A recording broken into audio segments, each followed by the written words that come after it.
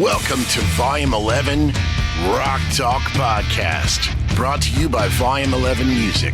Your hosts, Rich Hoffa, Rick Lawhorn, and Mark Dunn. Rock Talk, Volume 11 Music.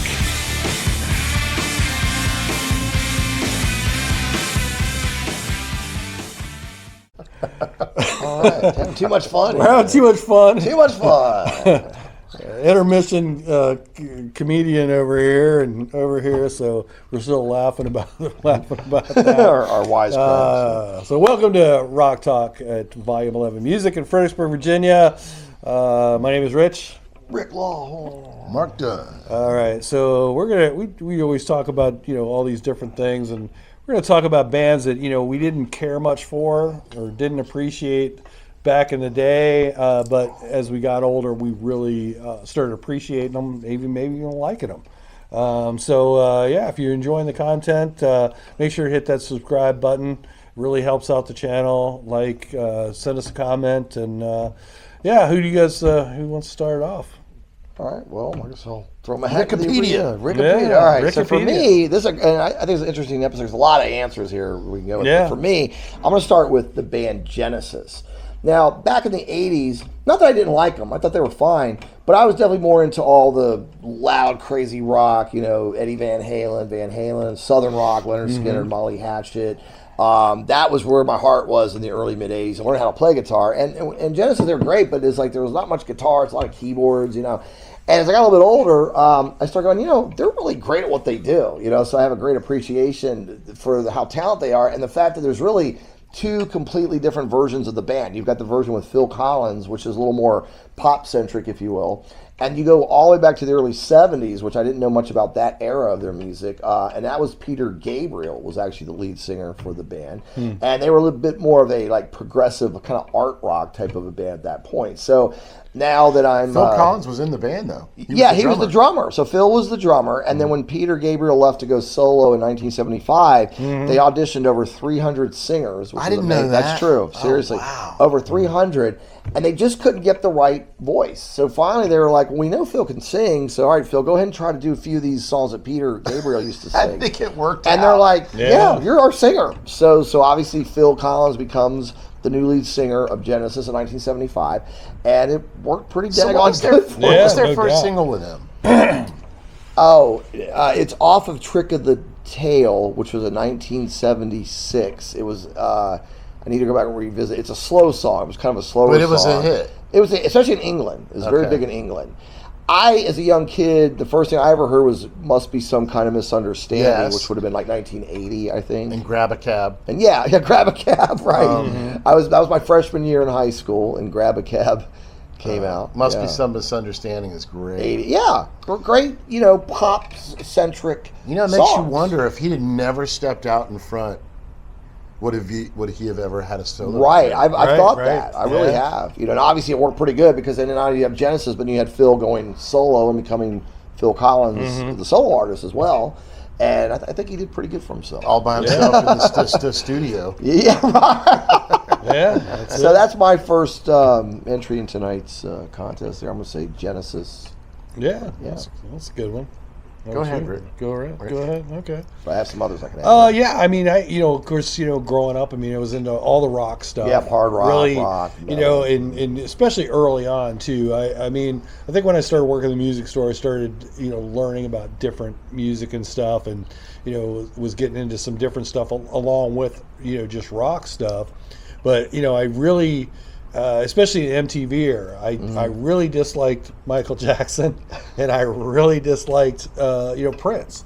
And as I got older, I started really having an appreciation for him. I was like, man, they had some really good songs. The Thriller album.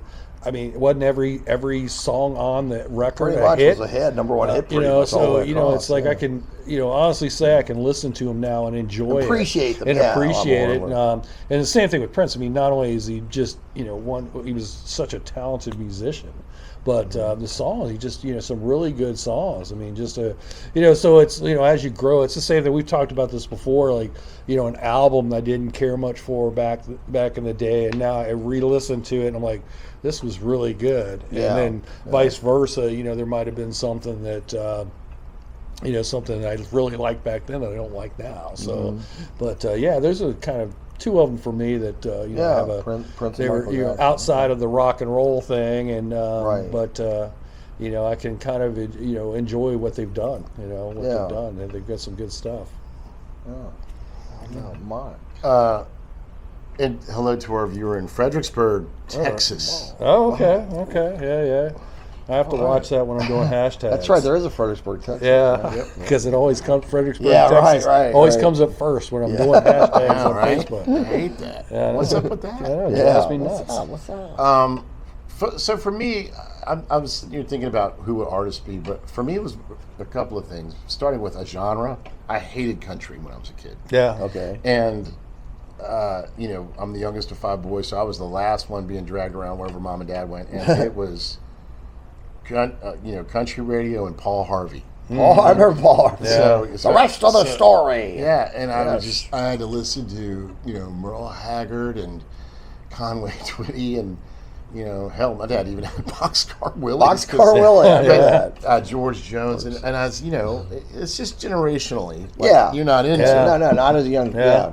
And it's back in not that era. to even be combative because some kids my age loved that stuff, but I hated it, and then didn't even deal with it. I think around the '90s into the 2000s, I started listening to it, and first thing I couldn't believe is that I knew the words to the songs. Right.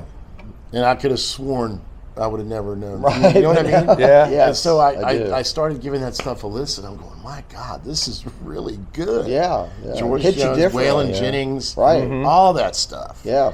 And so I would have to say that as a genre, Country. I did that. Yeah. And I think it's a lot of it too is if you listen to the stuff that has come after those wonderful, just influential artists, they're still the best. You know what I mean? Yeah. I do. Yeah. So I it's agree. contextual for me. And I'm also going to give a clarification and a come to Jesus talk with myself about the band Metallica. Okay. Yeah. I give them a lot of grief on this show. Yeah. Deservedly. And you know why they are called Metallica, because they were called Metallic, but Hetfield couldn't say Metallic without "oh" at the end. Yeah. Right. Yeah. So as a kid, no, they weren't happening. 14, 13, or 12 when they came out, all my friends loved them, and I now I understand why. And I have a lot more respect for even that first album, even though we could agree it sounds like dog crap as it's recorded.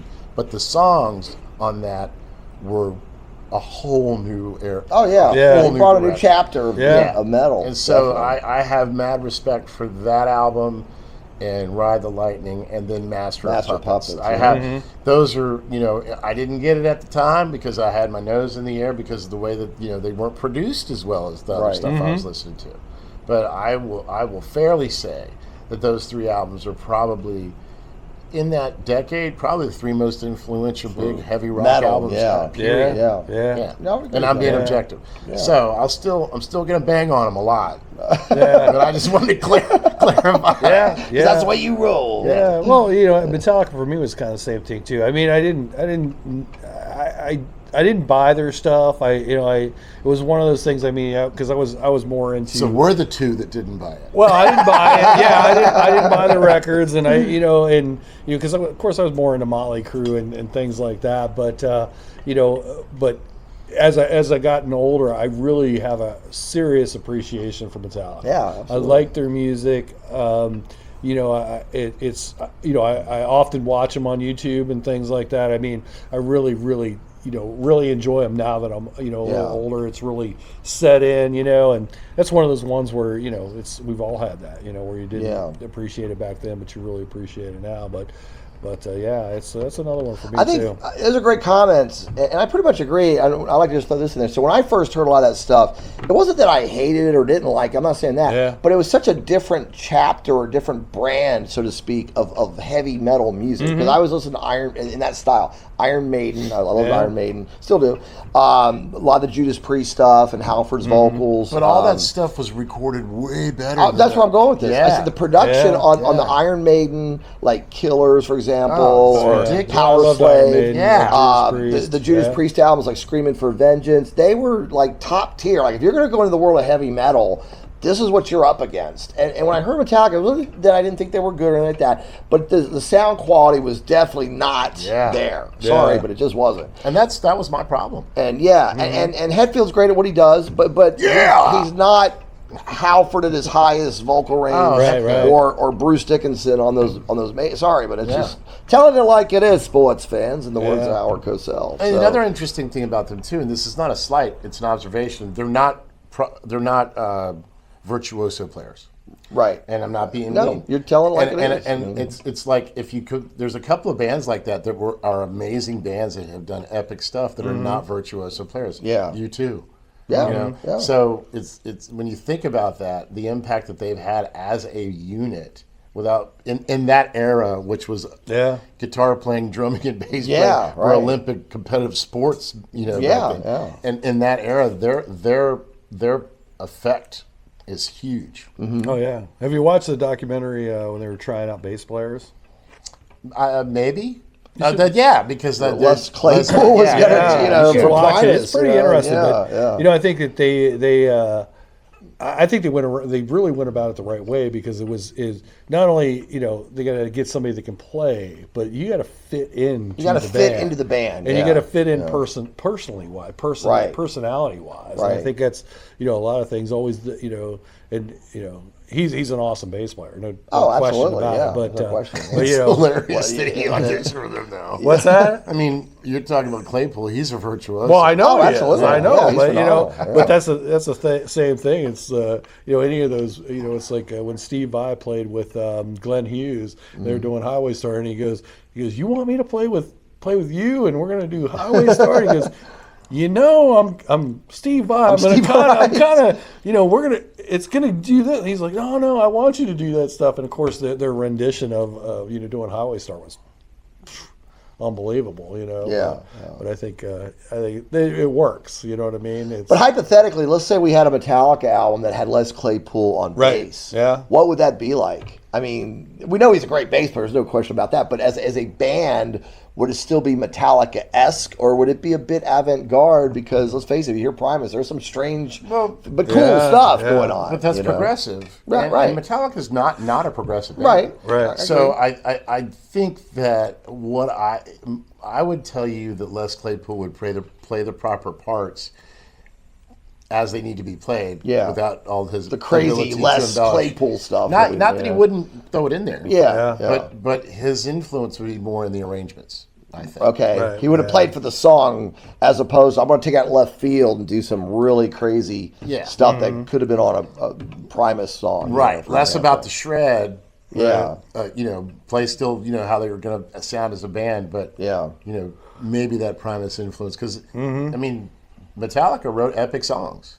Yeah. Oh yeah, already. Right. So they already had a great their ability to do a journey of a 7 or 8 minute, thing that's what I see Les Claypool doing. Yeah. Right.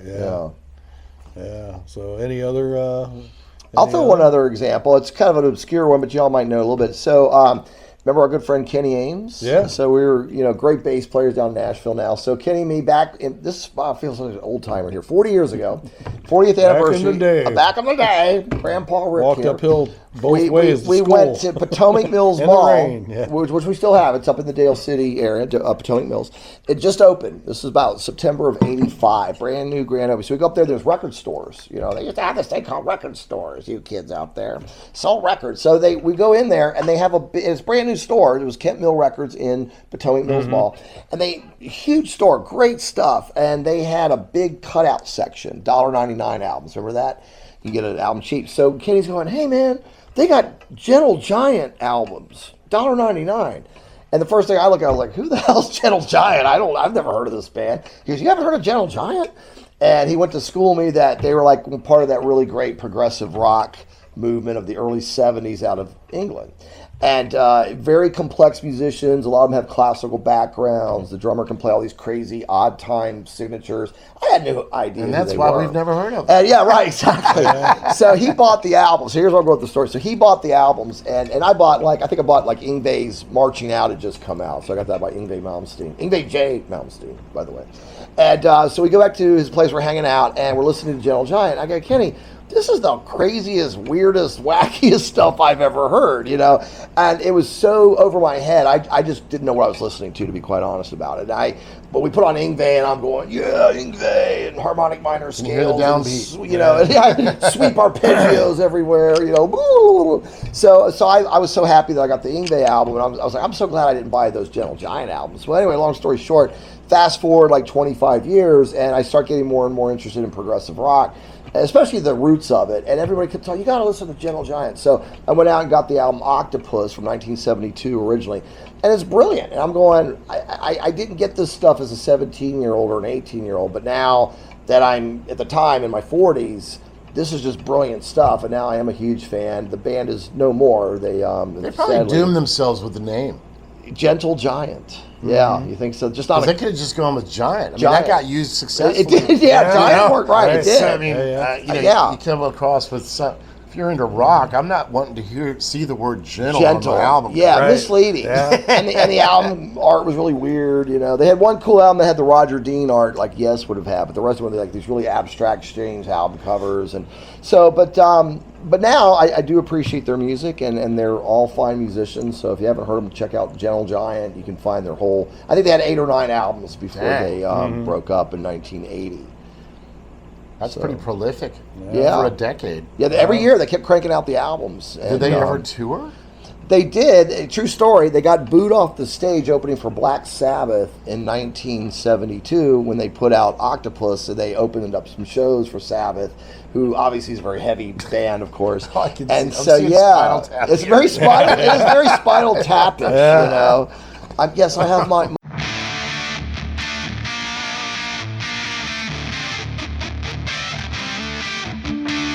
This has been an episode of Volume 11 Rock Talk Podcast, brought to you by Volume 11 Music.